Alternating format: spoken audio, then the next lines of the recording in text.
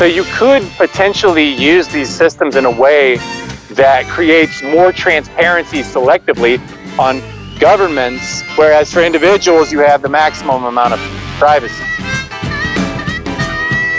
Hey, Hi, humans! Welcome to Demystifying Science, your go-to stop for whole Earth analysis.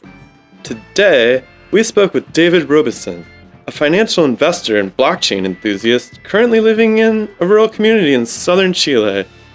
He grew up in the Midwest of the USA and studied mechanical engineering and philosophy at Purdue University. But at some point, he got fed up with the way that American society was organized. Police brutality, lack of representation, and the absence of a trustworthy, functional democracy. In his disappointment, he set out on a search for alternatives. He had hopes of finding communities that didn't feel as detached and disempowered as what he was used to back in the United States. After attending Acapulco, an anarchist conference held in Mexico every year, David decided to step onto a more uncertain path, put in his 2 weeks' notice, and left the United States entirely. He worked remotely for a while as a software developer, but his interest in alternative economics continued to grow. So he familiarized himself with Bitcoin and the cryptography framework of blockchain. Currently, he actually works entirely in finance and cryptocurrency. So we asked him to delve into the details of crypto mining and blockchain architecture for us. We also explored the future of blockchain and what obstacles are preventing the widespread implementation of the technology. David mentioned that many obstacles are actually related to efficiency. But he also pointed out that there are lots of people working to address that right now. He mentioned Avalanche, a framework that's due to launch soon, which will boost the processing speed of blockchain transactions so they're comparable to a central clearinghouse like Visa or MasterCard. Overall, David is a real encyclopedia on crypto finance and blockchain. It was really informative to speak with him, and we really hope that you enjoy his ideas as much as we do. Remember, like and subscribe so we can keep bringing you these conversations. Yep. Take care, humans. Bye. Bye.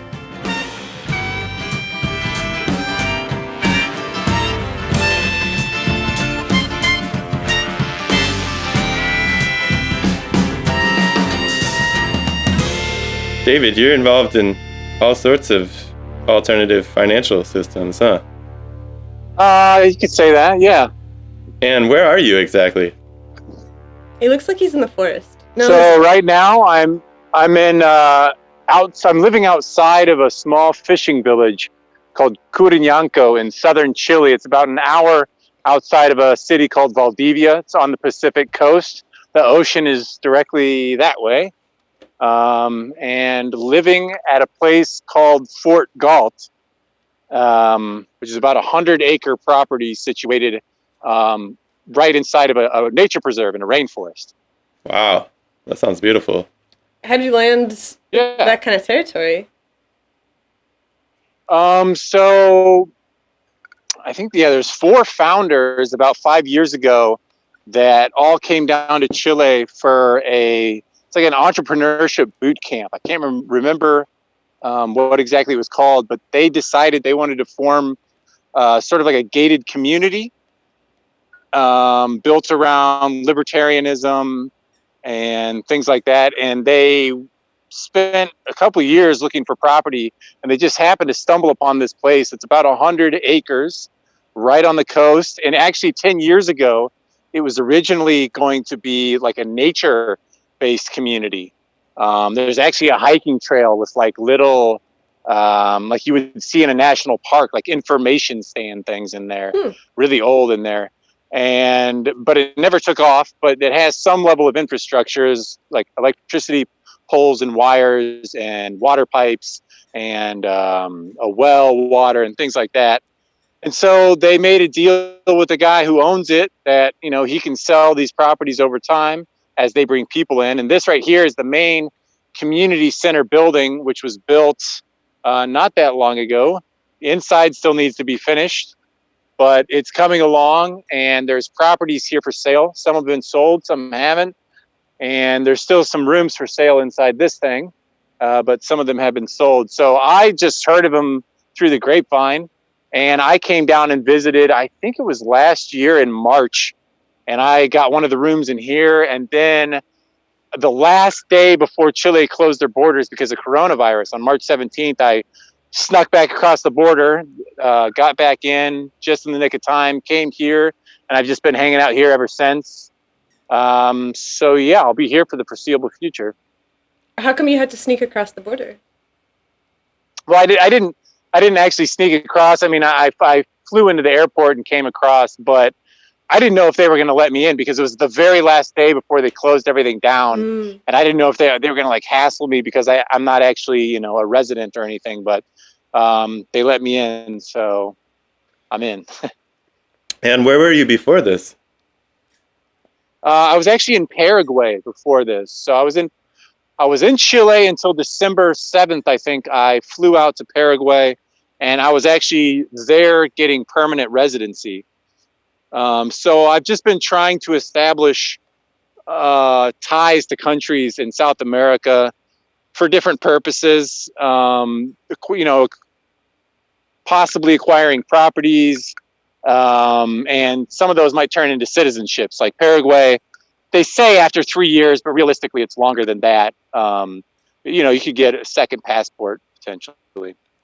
And you're originally from the United States? Yeah, I'm originally from Indiana, Indianapolis, Indiana. And then I actually renounced my U.S. citizenship 2 years ago. Wow. So I'm no longer, I cannot go to the U.S. I mean, I'm trying to get a visa, but for right now, until they open things back up. Well, because I was trying to get one, but then Chile exploded with riots last year. So they closed down the embassy. And then right as they're about to open it back up, coronavirus hit. So I've just had no access to U.S. embassies. But yeah. So and why did you want to leave the United States? Or can we back up a little bit? Like, tell us a little bit. Yeah. What was your life like in the United States before you bounced?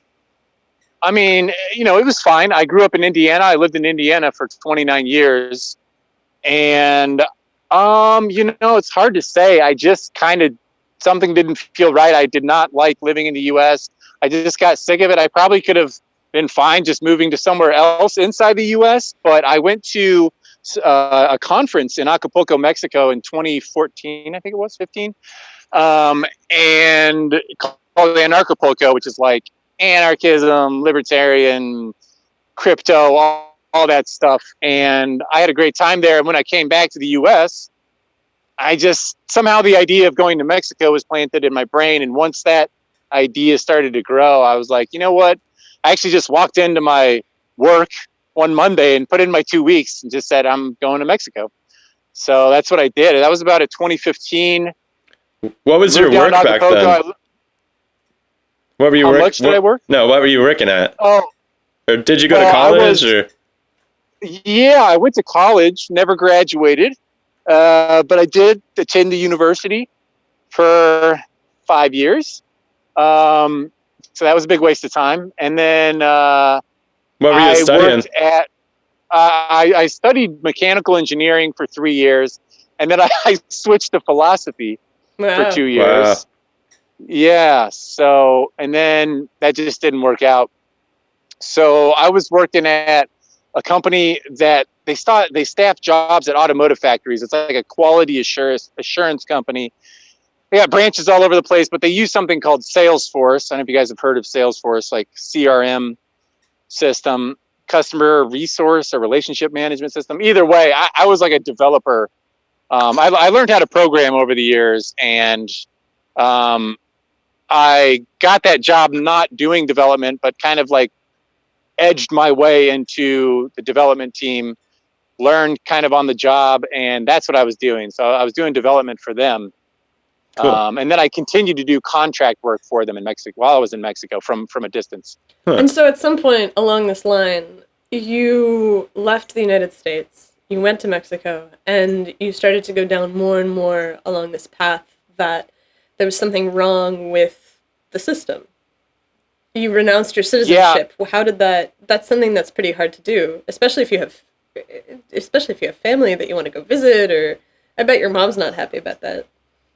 No, they're not terribly thrilled about it, but they kind of saw it coming. I mean, when I left the United States, I think, I was kind of just had some anger about like what I was seeing happening around me I was into all the like police abuse channels on Facebook. So my whole Facebook wall is just, one police abuse video after another, or all of these, like all of our rights being taken away one way after another, and just ridiculous things happening. And then looking around, it was like nobody seemed to care at all. And it was just really frustrating. And eventually I was like, I just have to get out of here. I just have to get away from this. I don't feel safe here. Even though, my actual risk is probably very, very, very low. But that's kind of largely what motivated. I think one of the last articles or things I saw was the Homan Square in Chicago that was being used as pretty much a black site prison. People were taken there. They weren't marked down anywhere. They were getting beat up and worse. And it was like, this is like the CIA black site style type stuff they're doing in other countries. Like, this is crazy. I'm getting out of here. I don't like this.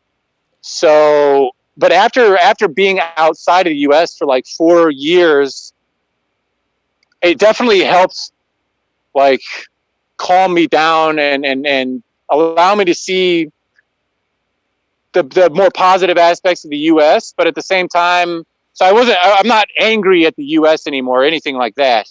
But the downside of being a U.S. citizen living outside of the United States is that the U.S. is one of only 2 countries in the entire world that has citizenship-based taxation. So no matter where you live in the world, you have to pay both U.S. taxes and, depending on if you're being taxed where you live. Normally, that may not be too much of an issue because they have I don't know if they're actual treaties, but tax agreements where up to a certain extent, you won't get double taxed in your income. But if it's capital gains, like a lot of my income was capital gains, you can potentially get double tax.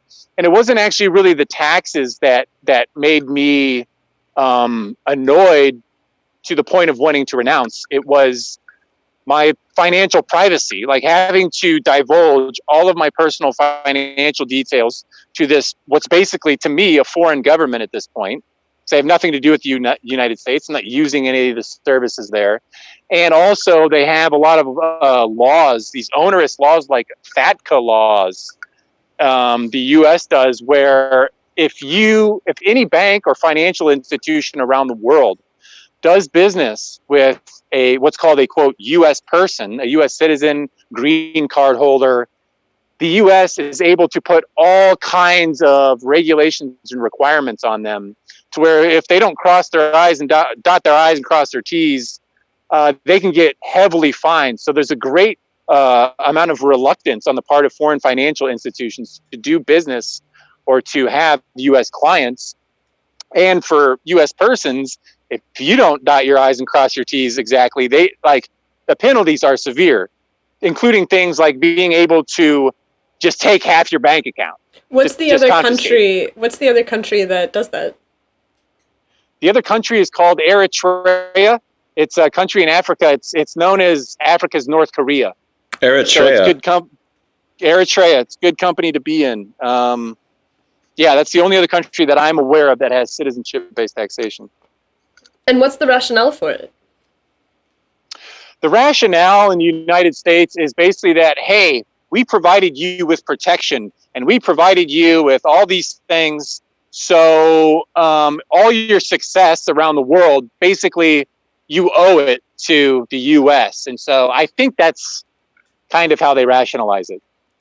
That's why you owe us. I think the real reason is more that it allows, because the way that the U.S. government largely extends a lot of its power is through the banking system, through being able to cut countries off through sanctions and things. And by having a system where anybody who does business with U.S. persons, you have to give us all these details. It's like a financial surveillance system that allows them to penetrate into every banking system in the world.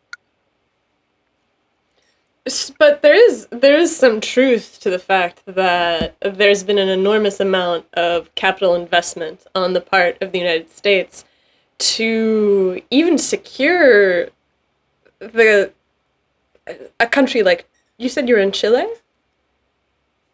Yeah. I mean, the US government was deeply involved in making Chile an affordable place for you right now. Granted, it wasn't a particularly pleasant involvement, but it's definitely something that they took care of. Took care of? Yeah, exactly. I mean, literally. They made sure that everything got cleaned up really nice. Herd them into a stadium and take care of them.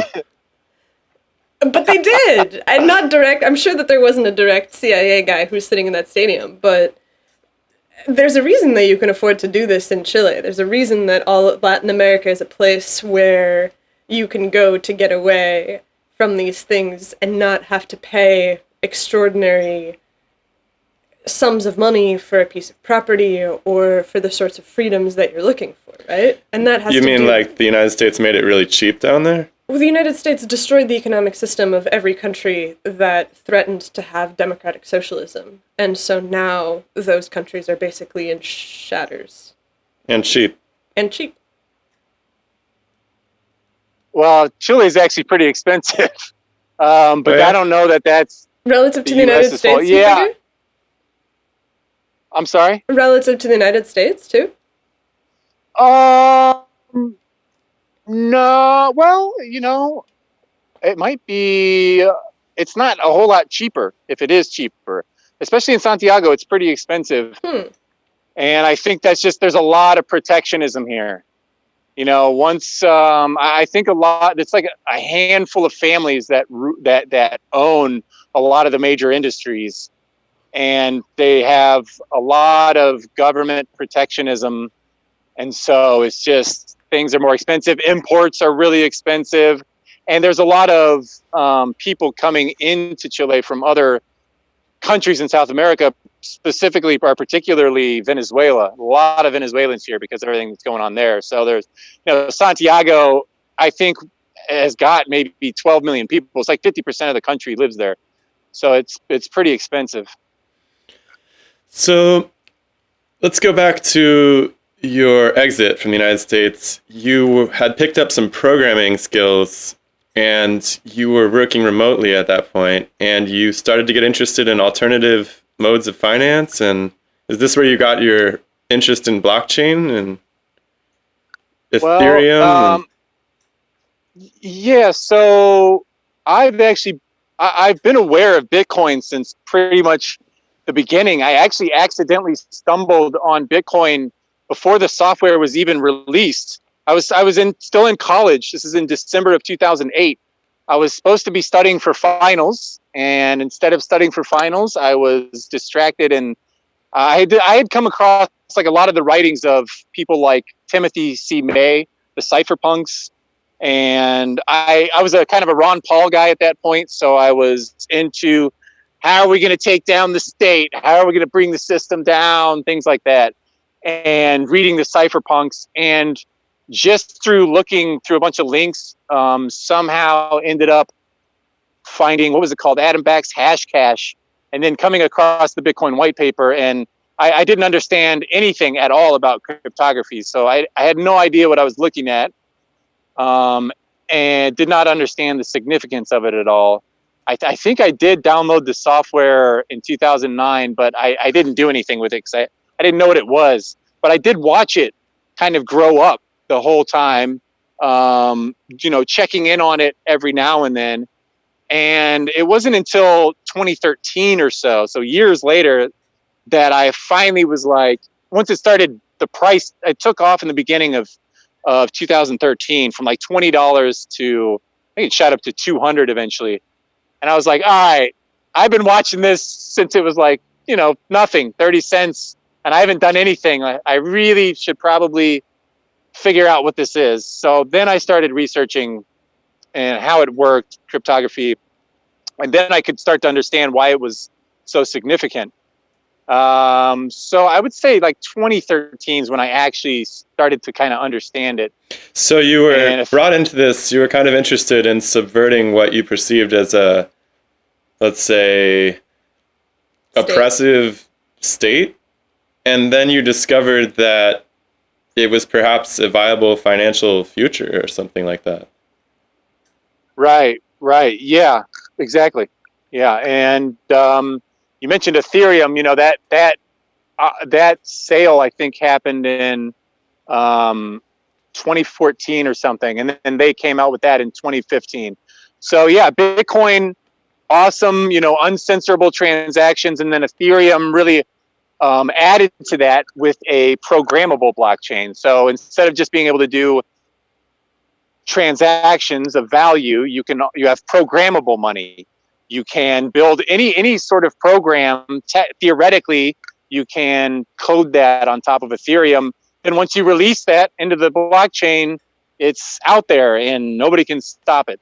So let's just slow this down, just in case we have Sure. some folks in the audience that aren't aware of, let's say they're not aware of blockchain at all. Can you break it down for them, how this even got started? How, I guess Bitcoin was the test case for blockchain, but can you just sort of explain the entire concept itself? Yeah, sure. So the concept is, I mean, before Bitcoin in 2009, they had what were called classical consensus protocols. And all it really is you have a bunch of computers that are distributed and connected via the internet or whatever, and you want to have a database where the database is replicated across these computers, and you want to keep everything the exact same in terms of the database. So let's say Amazon servers. They don't want a situation where somebody is accessing one of their servers to buy an item, and somebody halfway across the world buys that item at the exact same time. And they want to make sure that everything is synced up, so all of the servers agree on what the state of everything is. And all those systems use some variation of a classical consensus protocol. So studies or investigations into that have been around for decades. And the idea is to provide security for the transactions? Or to prevent duplicate transactions. Yeah, it's just to keep all of the databases in agreement. So synchrony. So that yes, exactly, synchronizing everything. And so that's a solution to what problem? Like, where do we see on Earth right now, where are these problems with asynchrony? Well, if you had any kind of a system where, let's say, you're tracking your inventory, if there's a change to that inventory, you want that to be registered everywhere that is using that inventory to track.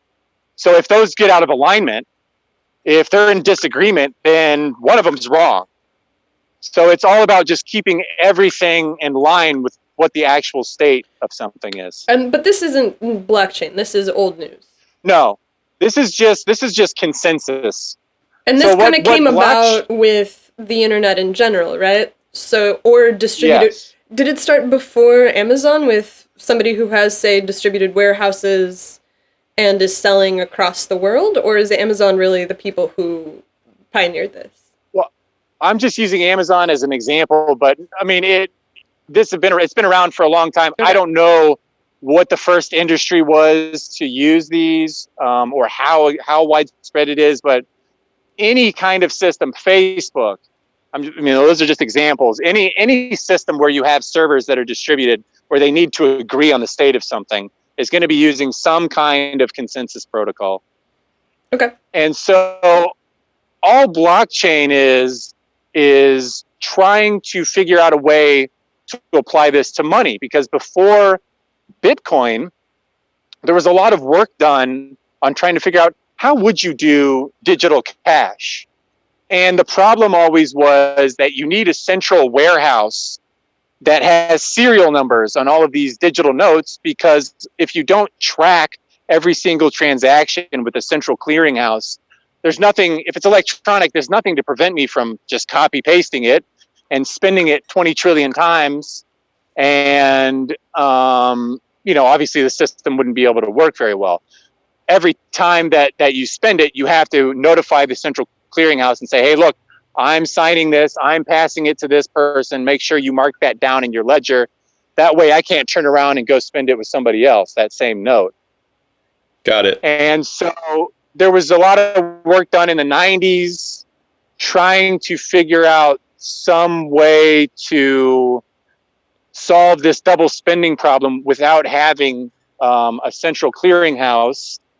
And the way that the central clearinghouse solves this problem is because they issue a set of notes that have set serial numbers on them. And so if you spend a note, that person can check with the central clearinghouse to make sure that it's the same number. Yeah. Like those numbers aren't duplicated. Exactly. So if I were to send you digital currency of this kind, those numbers that are associated with those notes, I would actually have to communicate with the central clearinghouse and say, hey, I am sending these serial numbers to this account over here. Make sure you mark that down in your system. So they would have to track who has everything. Got it. And then what blockchain does is it figures out a way to solve the double spending problem without having a central clearinghouse. So it's sort of like a database that has no system administrator. You think of a sysadmin normally has permissions to be able to edit whatever they want in a database. But with blockchain, there is no system administrator that can edit everything. The read and write permissions, or the write permissions, I should say, are distributed among people who have cryptographic keys. So I guess I would need to sort of explain public key cryptography and what hash functions are. Okay, let's get there in a second. But so is that ledger then available? Like, does everyone download that entire ledger every time they do a transaction? Only if you want to run what's called a full node. A full node is where you do actually download the entire history of all transactions from the initial state all the way to the current state of all the accounts. And you actually replay all of the transactions to validate that it is cryptographically correct. But that's not necessary for every transaction. Well, it is. Well, okay. So what people actually normally do is you connect to a full node who will broadcast your transaction to the network for you. So you basically pay somebody to do that. Well, a lot of services just do it for free. The payment is contained in the transaction that goes to the miners who are processing the transactions. And the terminology here, transaction is when a new coin is added? So a transaction would be, okay, I think I might need to explain public key cryptography for it to make sense. Let's do it. Okay. Okay, so in symmetric key cryptography, if I want to send you a secret message, we have to exchange keys first, because the key can be used to encrypt the message and decrypt the message. And once I've encrypted it, it's unreadable. If you don't have the key, it's impossible for you to read it. It's complete gibberish, random symbols. And this message could be payments, or it could be anything? Yeah, in general, it could be anything. Any data can be encrypted. Gotcha. There was a advance, I don't know if this was in the 60s or 70s, an advance where they discovered public key cryptography, which is not symmetric encryption, but it's asymmetric encryption. So how that works is I have two keys, actually.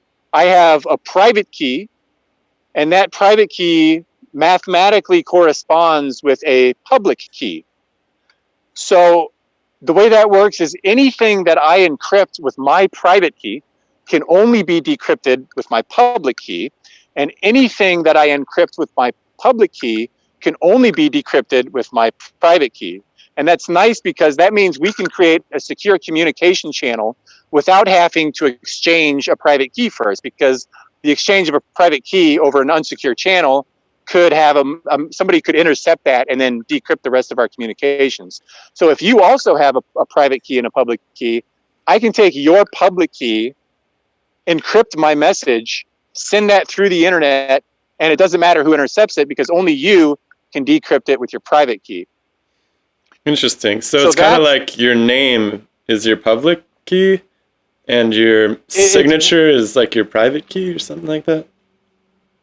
so it's alphanumeric 64 characters of hexadecimal. It's 256 bits of data, but it's just basically random. It's completely random looking data, but your private key is cryptographically linked to your public key. Okay. And this is basically, it's an account. It's the equivalent of a Bitcoin bank account, basically. Got it. And so you mentioned signature. This is nice. Whoa, I don't know what that was. That sounded Giant. violent. Yeah, that's weird. I felt that. Forest I monsters? don't know what that was. Yeah, there's like car alarms going off, I think. Huh. Anyway, but you can use public key cryptography to sign a transaction. So instead of encrypting something with my public key, if I say I want to do a transaction on blockchain, I take the unencrypted data of the transaction. I want to send 5 Bitcoin to Bob, whatever that looks like in the format of a transaction. Take that, if I encrypt it with my private key, once that's sent out publicly, you can verify that I signed it or that I encrypted it, because it can only be decrypted with the public key, which everyone has access to. So the system can verify, they know that whoever owns this private key encrypted it with that private key, because it can be decrypted with the public key. So it's a way of signing, it's a way of authenticating transactions. So this isn't actually a way of encoding transactions so that they can't be read. This is a way of signing things so they can be verified. Exactly. I got it. Exactly. It's a method of authentication. So yeah, and that's what gives you the right permissions to your account, essentially. You are the one who only has right permissions to that account, and you can use it to broadcast transactions, and then the miners are responsible for processing those transactions. Cool. So let's talk some applications of this technology. Have we finished with the whole process of actually like how the front end of it works? Because you said that in order to explain the difference between transaction and mining and adding something, you had to explain encryption first. Yeah, so I mean, there is the other piece of it is hash functions, which a hash function is, you can take a variable length piece of data, so it could be something as small as 1 bit, 1 0 or a 1, or as large as you want it to be, a library worth of data. Run it through a hash function, and it will spit out a fixed length, pseudo-random looking piece of data that's 256 bits, or depending on the hash function you use. And the feature of a hash function is that, I guess, two main things. One, if I change one little bit of data, let's say this video that we're recording, once we're done recording that, I can run that through a hash function and it'll spit out a certain string, the same string every single time. I can change 1 pixel in that video and run it through the same hash function, and it will spit out a radically different output. So it's a way of maintaining the integrity of data. A lot of times if you download something, they say, hey, here's the hash of it, download that and run that. It's a way of making sure that if it matches the hash that you see, you know that the file was not tampered with. Even 1 bit is changed, and you'll know about it because it'll produce a completely different hash. Oh, that's awesome. So this could be amazing for like elections or for fake news or things where you're worried about the authenticity. Mm-hmm. Sure. And the way that they use hash functions is it's also what's called a trapdoor function. So let's say I take 2 really huge prime numbers, and I don't tell you what they are, and I multiply them, and then I give you the result, and I say, okay, tell me what the 2 numbers were. You would be kind of hard for you to work backwards and try to figure out what the 2 inputs were just with the result of the output. And the naive way of doing that would be to just randomly brute force it, guess and check multiply numbers together until eventually you stumble upon whatever two numbers it is. But the nice thing about that is once you find those two numbers, it can be verified in a heartbeat, right? You just got to multiply two numbers together. So that's kind of a hash function. If I just give you the result of a hash function, which is that fixed length 256-bit pseudo-random string, it's basically impossible for you to work backwards to figure out what the input was. But if I give you the input, you can verify that that's the correct input in milliseconds. So what they do for Bitcoin and blockchain, when they talk about the cryptographic puzzle that they're solving, what they're actually doing is taking all of the transactions that have recently been broadcast to the network, combining them all into a block.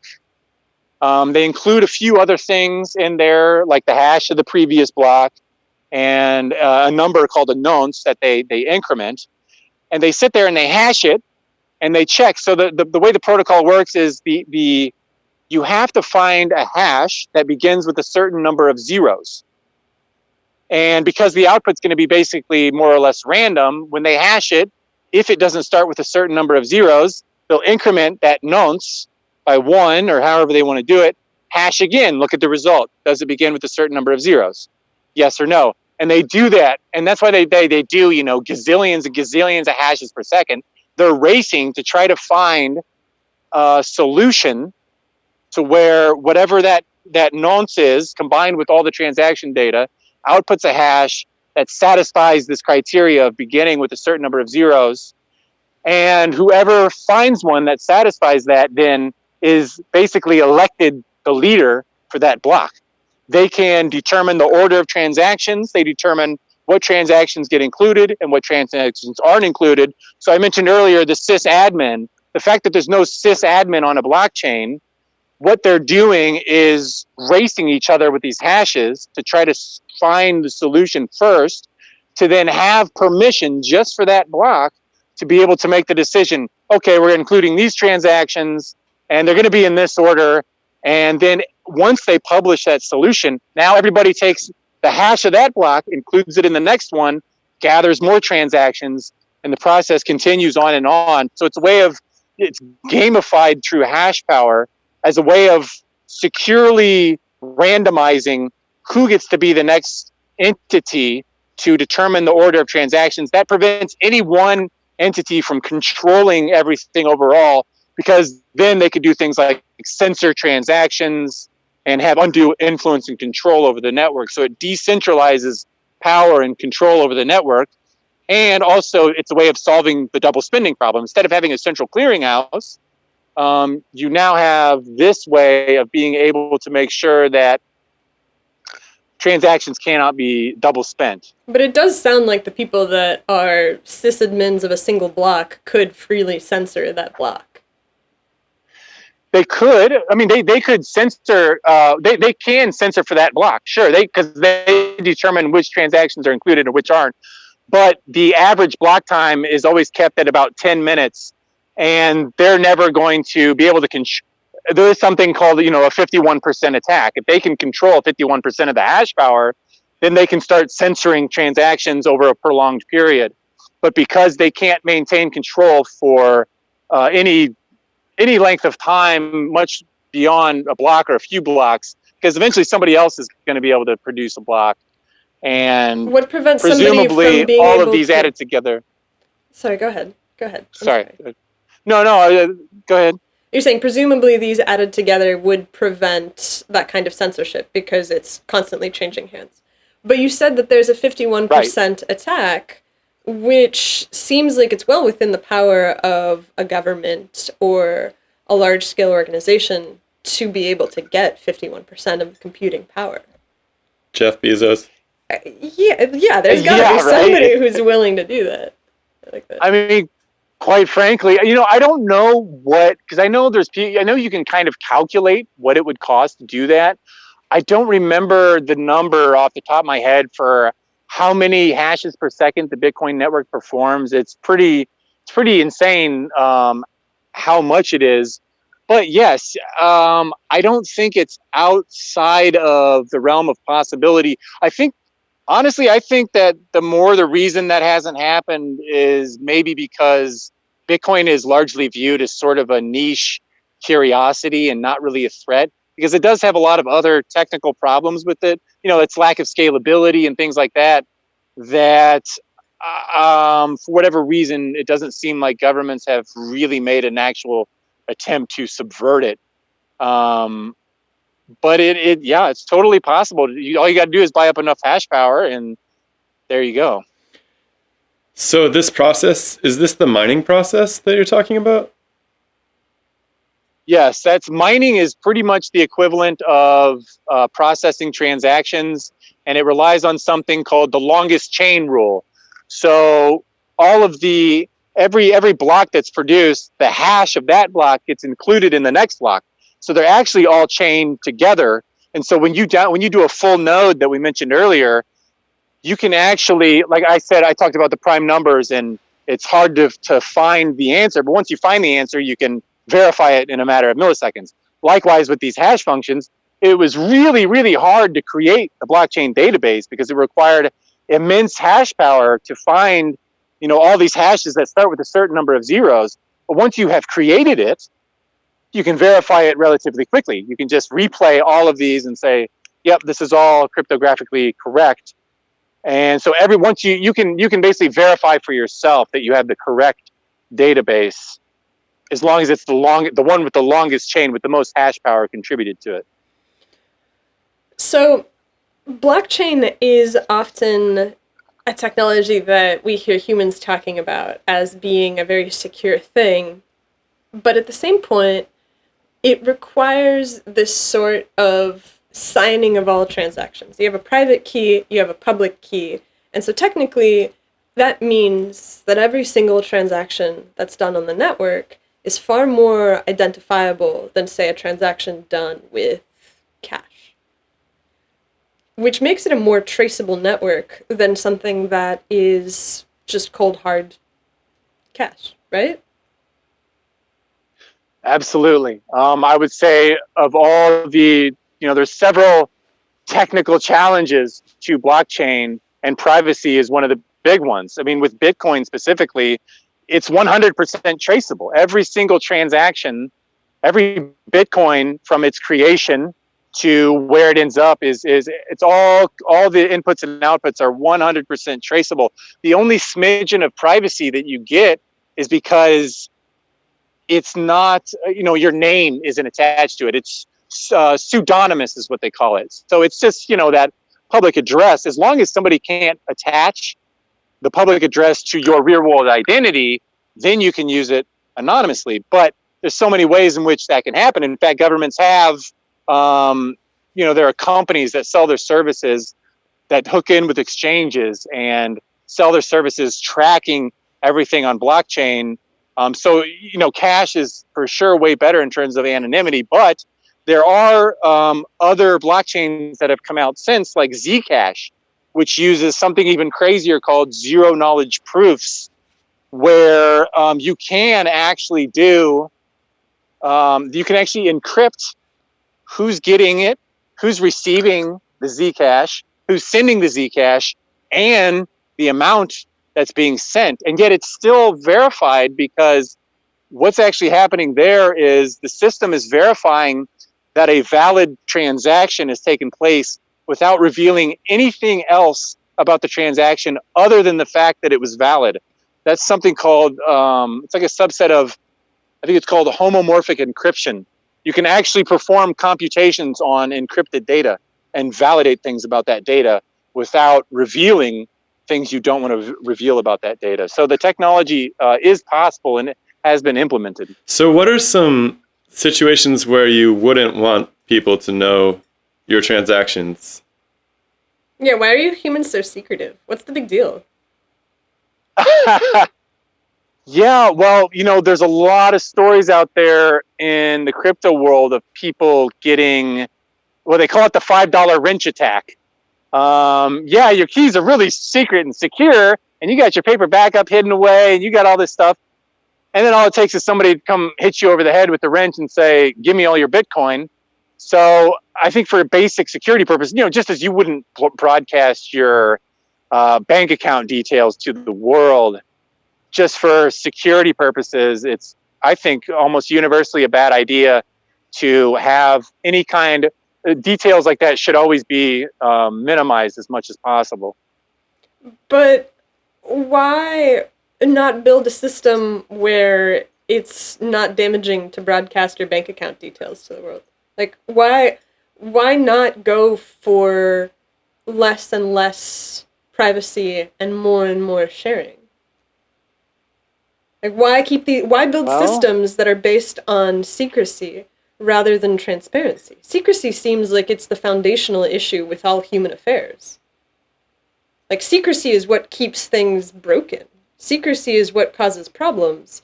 Why would you want to increase secrecy? Because if you create secrecy for human people, you'll create secrecy for human governments, too. And they're not going anywhere. Like, this is not a system that's only going to be used for humans, right? This is going to be a large-scale system for corporations, for governments, for shadowy organizations. Like, why not push in the other direction?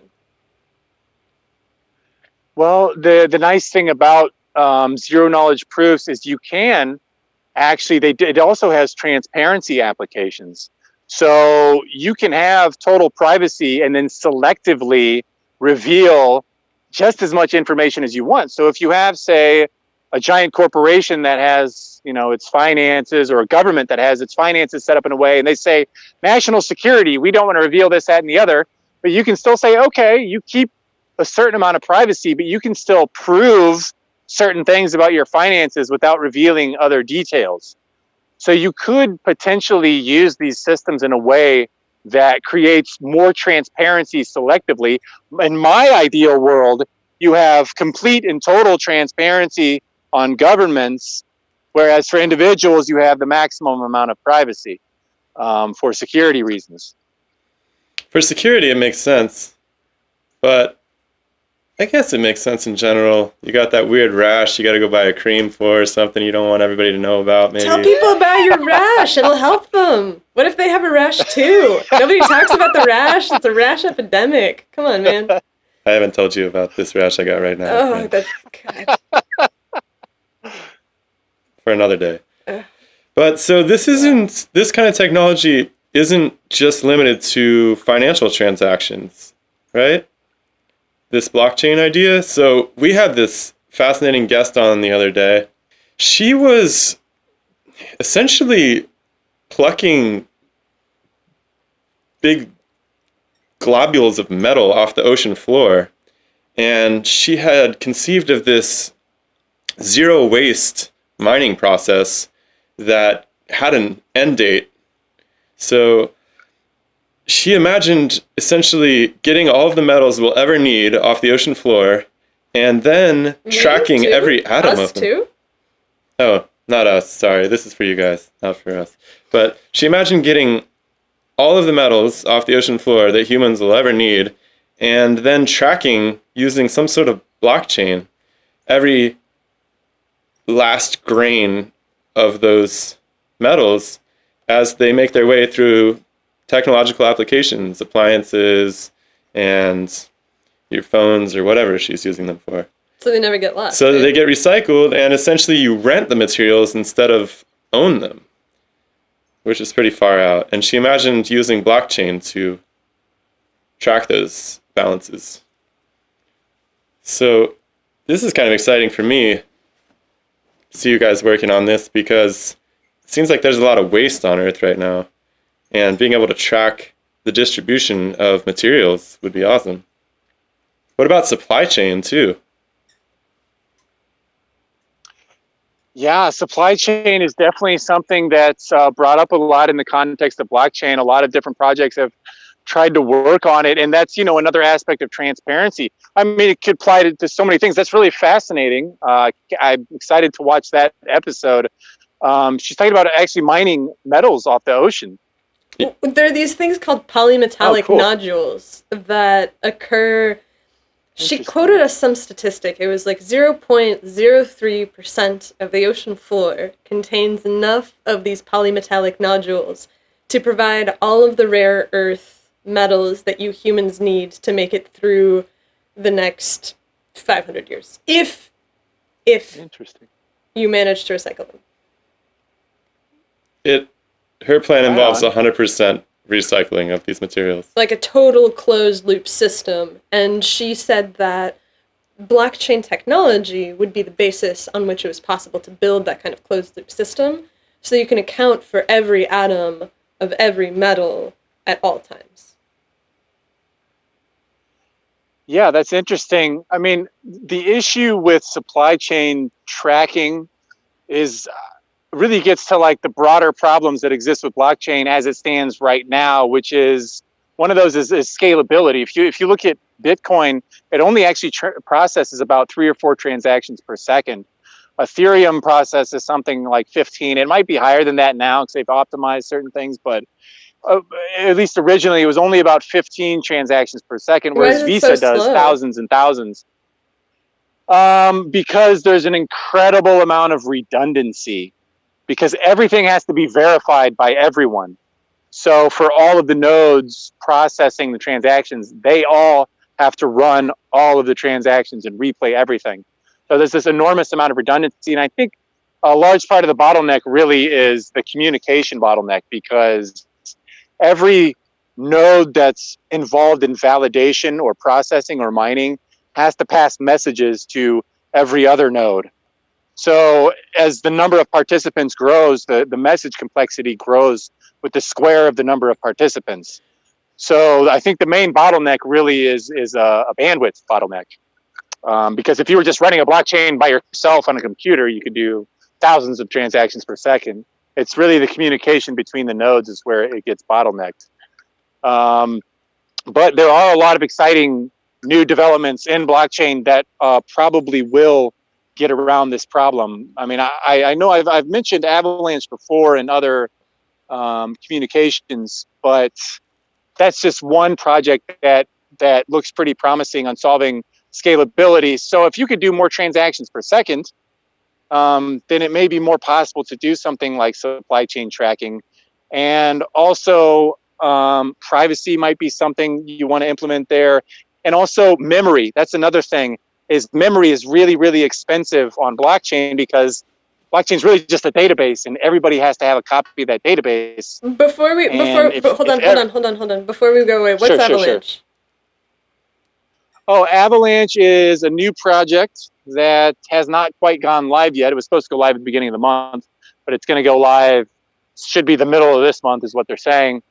But it is like a blockchain. It actually uses something a little different, but it's the same basic idea.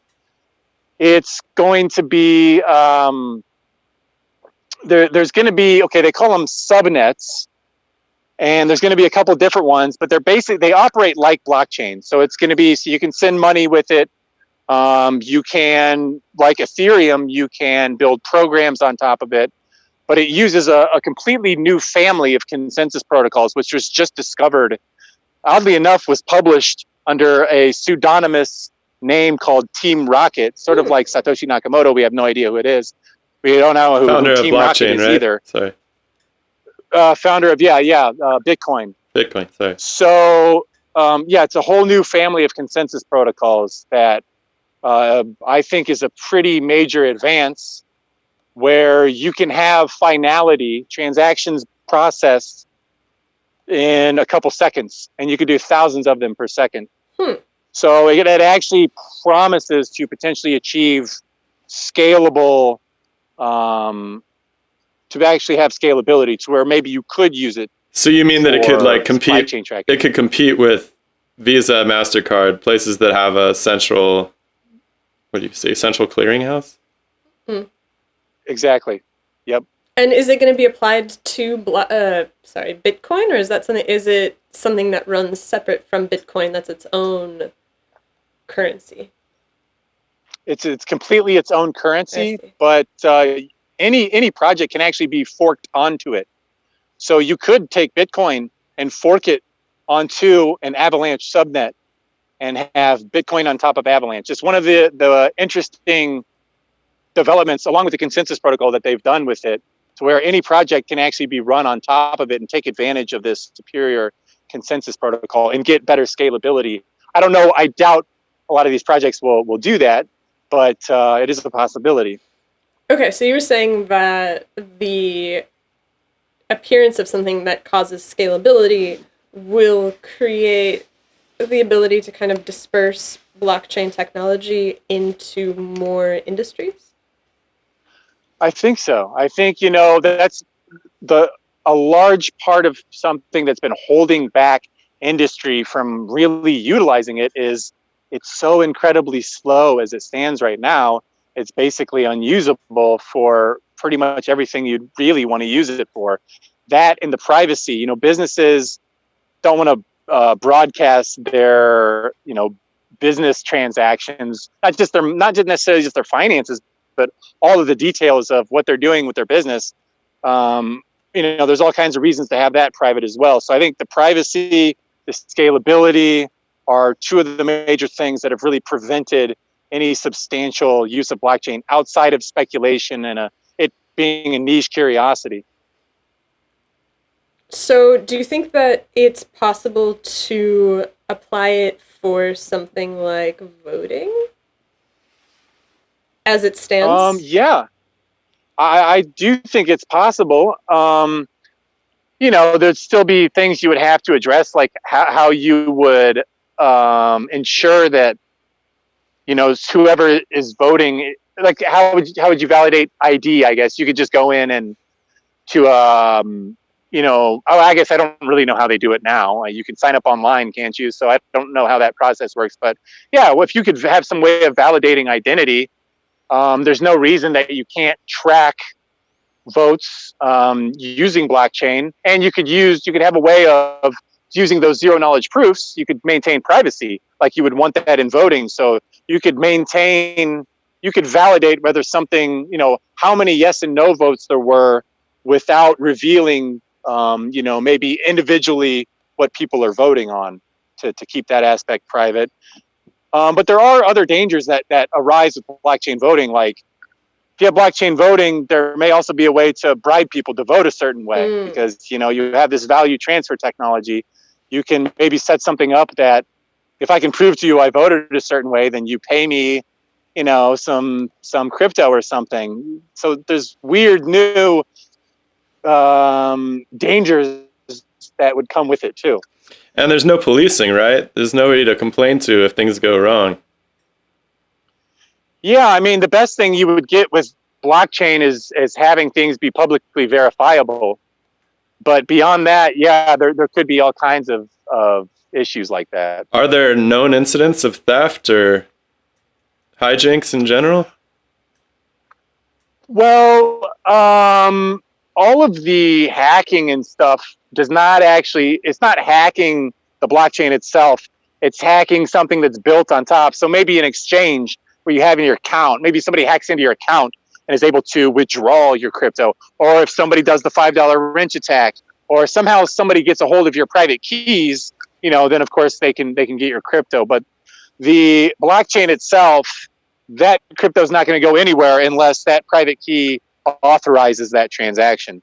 So it's more about the security around the private key, keeping that secret. But those can get leaked, right? I'm sorry, That can get leaked, right? Like a private key is totally. So what happens if that gets compromised? Yeah, so that there's another downside. Your face speaks volumes right now.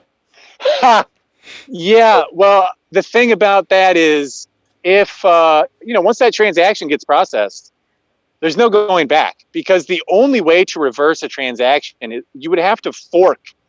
So you would have to take the entire network and change that one transaction, and everybody, that whole community would have to go along with it. You're changing the whole state. So you're basically like going down a different path of the history of the blockchain, of that blockchain, and overcoming. I mean, it's impossible realistically.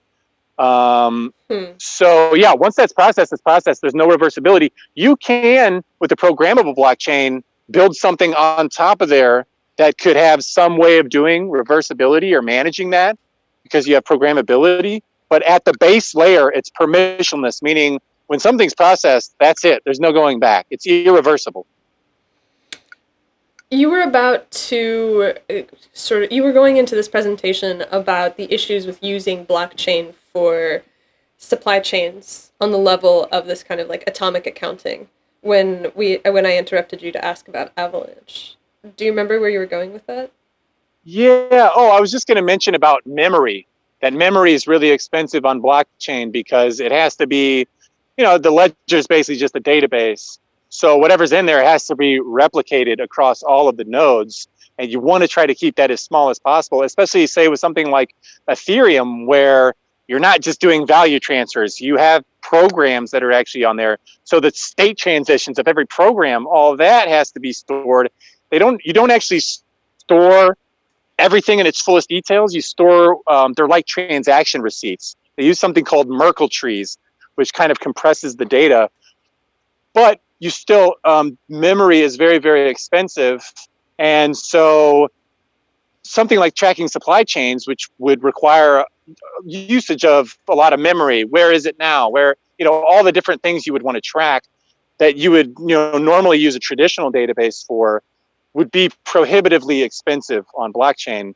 So another something that is really needed to make blockchain reach its fullest potential is a database layer, something that can hook into blockchain that can manage more memory heavy. Like if you wanted to have a website, say, where you store all that information, and there are projects that do that, but they're not quite fully developed yet in terms of being able to work at scale. Now, are there any communities that are operating exclusively on blockchain or exclusively on Bitcoin or some sort of crypto? You mean like real world communities? Either real world or just markets or... Yeah. Well, are there test cases?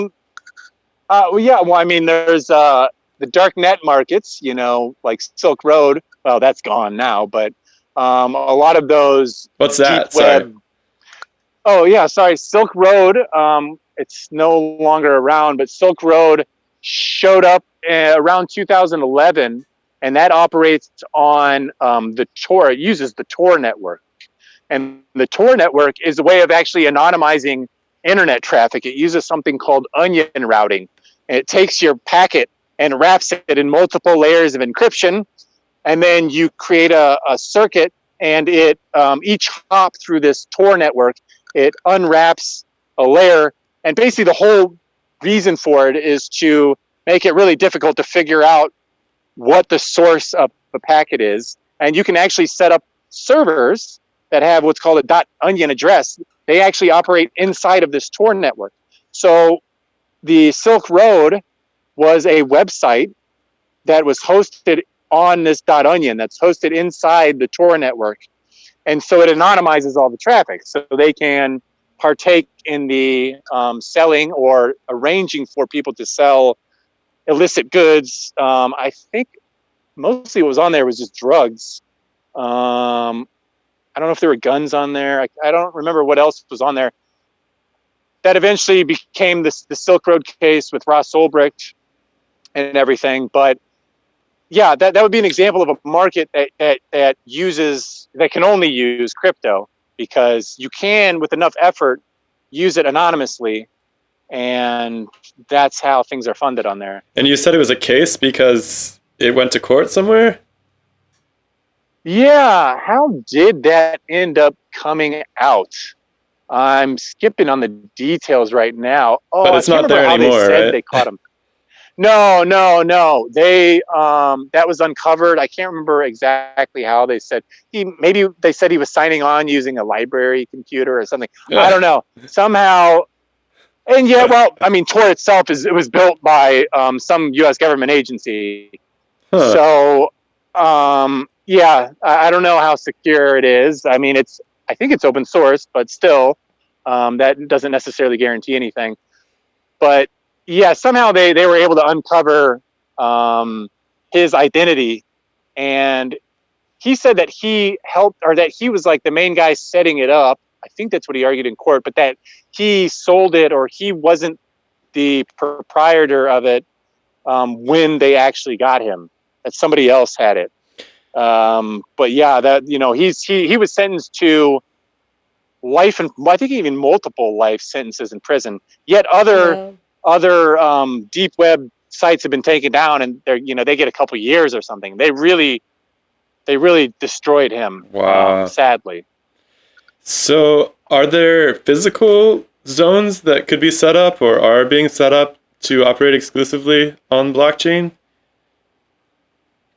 To my knowledge, I don't think so at this point. I know there's actually, I think it's called Hackers Congress, maybe. There's a hacking convention somewhere.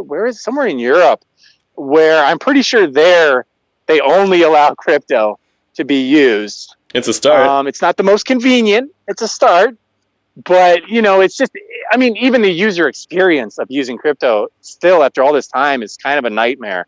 You're sending to this string of characters, and every time you do it, you have pretty much a heart attack, because it's like, if anything is wrong, then that goes to an address that nobody even owns, and that's gone forever. It's just locked in there. So it's a heart attack every time you send crypto, trying to make sure that doesn't get messed up. So that's another area that needs a lot of improvement. I see. What are you working on personally with this whole paradigm? I have some ideas that I would like to develop, but as of right now, I haven't really done a whole lot other than I follow a lot of people in the space, and I'm very much tuned in to what's going on, and I experiment with different things, but I haven't actually really built anything myself. What would you build if you were to sit down and you had a team of people that you could sit down, you could start working with tomorrow? What are the ideas you'd put on the table? I would really love to build a stablecoin system. Stablecoin is, they already exist, and it's using a programmatic way of creating a synthetic token that maintains its value in line with something in the real world, ually those with some kind of major currency like the US dollar. Right, wait. You want to make a fiat? Sure. Sorry. You want to make a fiat blockchain currency? Yeah, well, I mean, hey, there's something to be said for fiat currency in that it maintains its value better than crypto. but at least it's still nobody can stop you from spending it, because it's a token on blockchain. So it's at least maybe a little better in that respect than Uncle Sam's actual dollars, unless you're, of course, using cash. But, for internet transactions. What would you pin it because to? Because crypto, it fluctuates 20% in a day easily. Mm-hmm. What would you pin it to? The US dollar. Starting out, but you... I know. But hey, I mean, it's the most broadly used currency as it stands right now. But I mean, you can there are people who have created stablecoin or synthetic asset systems to where you can track virtually any asset. So you could do gold, silver, you could do a basket of currencies, and then have another token that kind of takes a basket of them for stability. So there's all kinds of ways you could dice it up.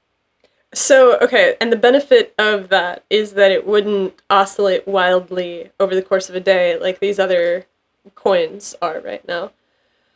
Exactly. Whoa. So, No, go ahead.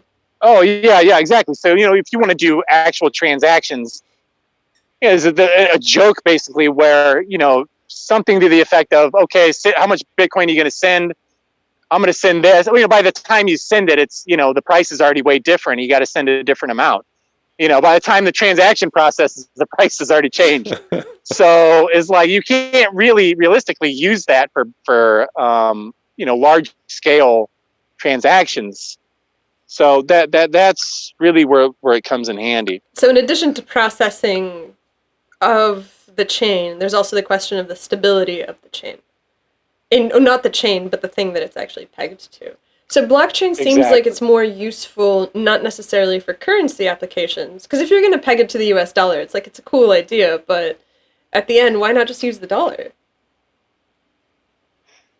Right. So a good way of explaining that might be there are tokens on Ethereum that represent US dollars. It's called, like, for an example, there's one called USDC, and those represent actual dollars. So those are backed by dollars in a bank account somewhere. But the drawback to that is it's called a custodial stablecoin. So the contract that manages that on Ethereum, because an actual company, Coinbase in this case, which is an exchange, because they create those, and they're the ones who will give you an actual dollar in return for one. They also have to have something in that contract where they can basically blacklist you. So if you have these tokens in your account, hey, it's great. They're incredibly stable because they can be exchanged right for dollars through their exchange. But the problem is they can basically blacklist your account. They can actually censor your transaction because they manage that contract. So if you can combine the stability of simply tracking the price of the asset without it being custodial, being a non-custodial stablecoin, you get the benefits of crypto, the anti-censorship properties, and potentially the privacy properties if you're using zero-knowledge proofs, combined with the stability of the dollar. Kind of get the best of both worlds. Okay. Do you know anyone who has made significant purchases using crypto? That's a really good I mean, I bought my apartment here. I bought that with crypto. Wow.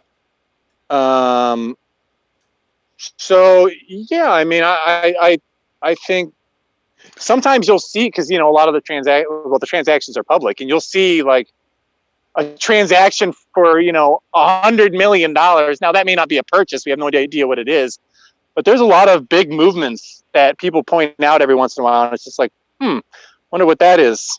And then people exchange those for dollars at the end of the day, or other goods. Can you exchange crypto for dollars? Yeah, on an exchange. If you go to an exchange, you can.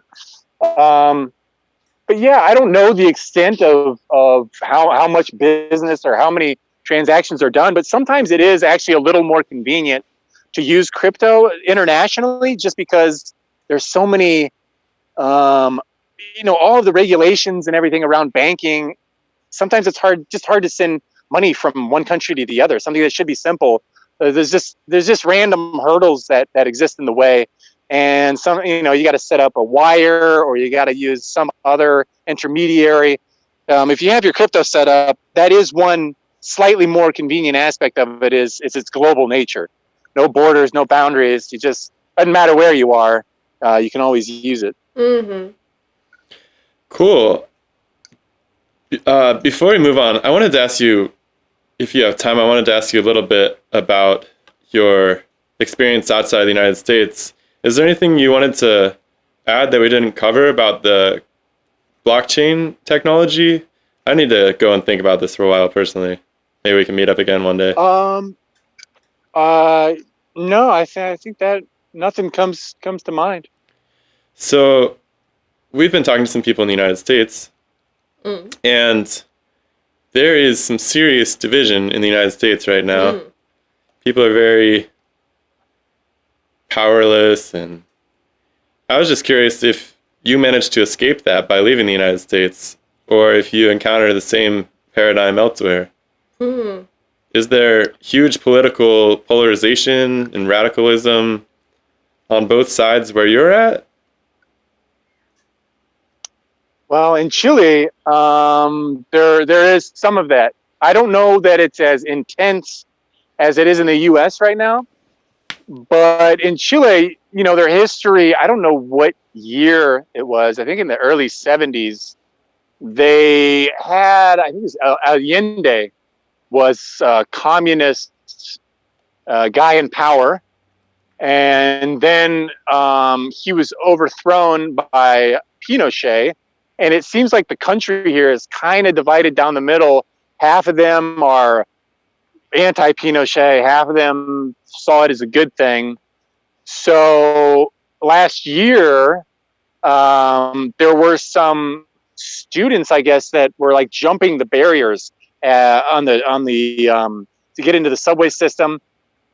Somehow that instigated something that just spiraled out of control. I think there's a lot of different things people are annoyed with, and I don't know how much one side against the other type division there is. You know, I'm only so in tune with what's going on here politically. A lot of it's just kind of over my head. But there was definitely a great deal of unrest. I mean, they burnt Santiago to the ground pretty much. They had the military on the streets. Even in Valdivia, I was actually living in downtown Valdivia at the time. Every night was a war zone. Sounded like a war zone, just blasts going off. And I was minding my own business and got hit with tear gas at one point. So, you know, that has calmed down. I think coronavirus / it's winter down here technically. So things have quieted down a lot.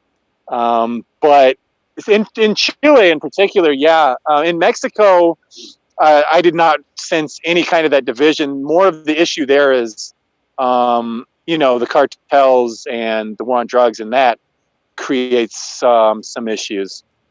There's a statistic somewhere that I read, and statistics, take it with a grain of salt, but it was a survey that suggested 50% of the population of the world has lost faith in democracy as a system, which is kind of alarming. Across the board, it was looking at individual countries. I think it was some like Pew Research poll. I'll pull it up. But it seems like if students jumping barriers can lead to a burn it down situation, there's some sort of tension that's constantly fomenting beneath the surface.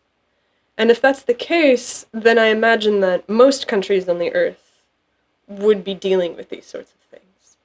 Because there's very few places where you can point to and say, well, this is a really well-functioning democracy, where people have a good hand on the lever of power and things are working.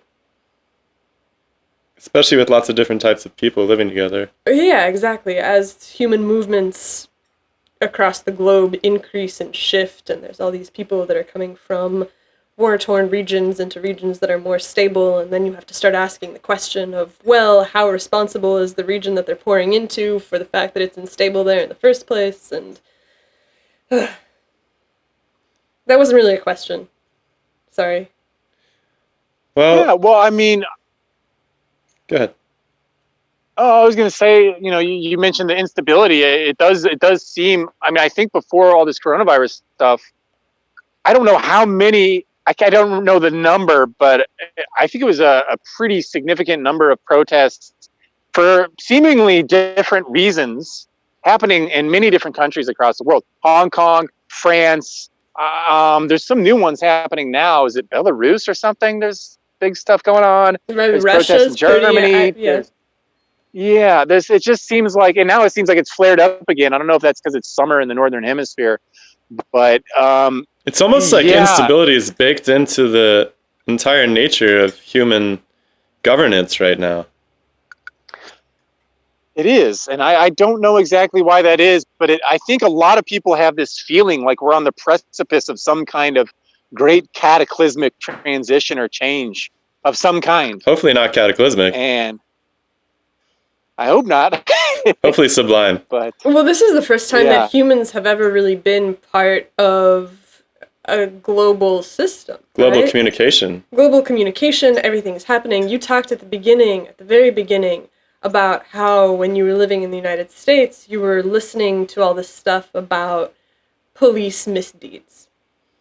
And I can imagine that listening to something like that would elevate it in your experience to such a degree that it would be almost impossible to not be focused on it.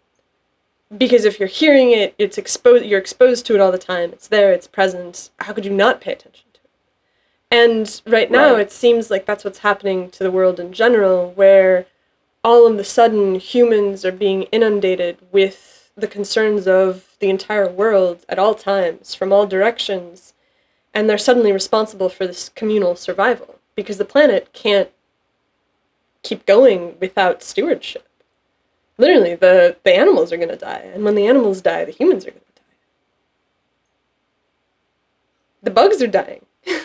You know, Right. there's crazy stuff happening, and it's going to require cooperation between different groups of humans to fix it. And it seems like no one trusts in the systems that are intended to ensure cooperation, and that's why it feels cataclysmic, I think. Would you agree? Yeah, for sure. And you guys mentioned talking to the anti-conspiracy theorist people earlier, and when you look at things like flat Earth or some of these other, it just seems so ridiculous. And I've talked to people who actually believe the Earth is flat and things like that, and trying to figure out why that is. And at least to some of them I've talked to, the reason is they believe that this one big lie, if this gets uncovered, that it's going to take down the power of the Illuminati or whatever it is, and that we're going to have a much better world. I think it speaks to the level not only of distrust in institutions, but that a lot of people just feel that there's this immense weight of this corruption, and there's just nothing any of us can do about it. We all see it. Exactly. And yet there's nothing, we're just powerless to do anything about it. And it's incredibly frustrating. Yeah, it's a really fascinating symptom of powerlessness. I mean, I think that that's something that requires creating systems that people can trust. Everyone always talks about this, and it comes back down to the question of, can we trust one another? Can we trust institutions?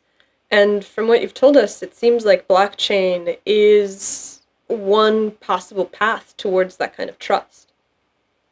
And so that's kind of uplifting.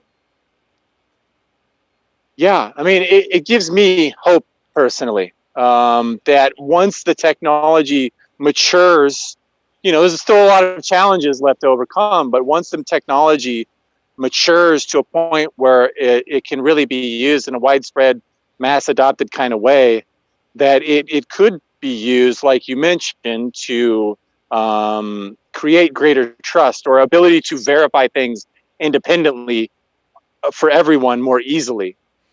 Yeah, so parallel to that, something you might want to think about, we don't have a solution yet, but we were talking with some of these professors about mistrust in academic reporting. And reporting in general, official reporting. It seems like blockchain is a great solution to financial transparency, but when it comes to believing a report that you find, say in the academic literature or something, there's no independent way of verifying those reports right now. And it will be really interesting to see what sort of non-expert based evaluations are possible. We came up with an idea sort of like TripAdvisor for academic reporting, but you can imagine more distributed ways of really evaluating the integrity of various pieces of information. Folks on Earth are getting hit with all sides of an argument from equally credentialed folks, and the guy on the street seems to have no idea what to make of all this. Does that speak at all to the fact that all of the science papers are behind these paywalls in these journals? Yeah, that's a mess too. I think that a solution would involve that. Obviously, there's some alternatives like the archive system for physics papers, but there's still there's no alternative to peer review. And almost every academic we talk to, believe it or not, doesn't like the peer review system.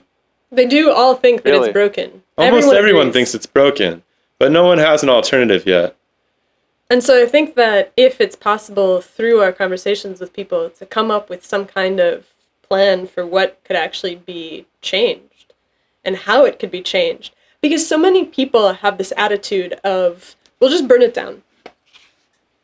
Right. Yeah, I really don't like that attitude at all. Oh, that's good. That's good. We agree on that then. Yeah. You know, and that's such a so much nihilism. I think this is part of that nihilistic attitude. Like the system is just so corrupt and broken, just burn it to the ground. And like you guys are coming up with an idea around ways to improve transparency around the scientific process. If we can build our own systems that are much improved, it's a constructive way to get out of this potentially.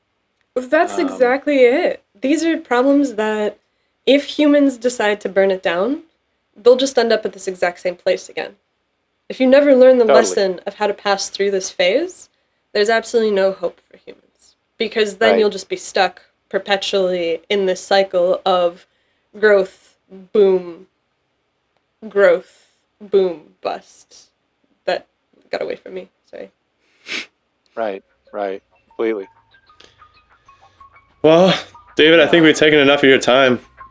But thanks so much for talking to us, man. Thanks for having me on. That was awesome. Really enjoyed it. Thank you. A lot to think about here. Thank you. All right. Peace.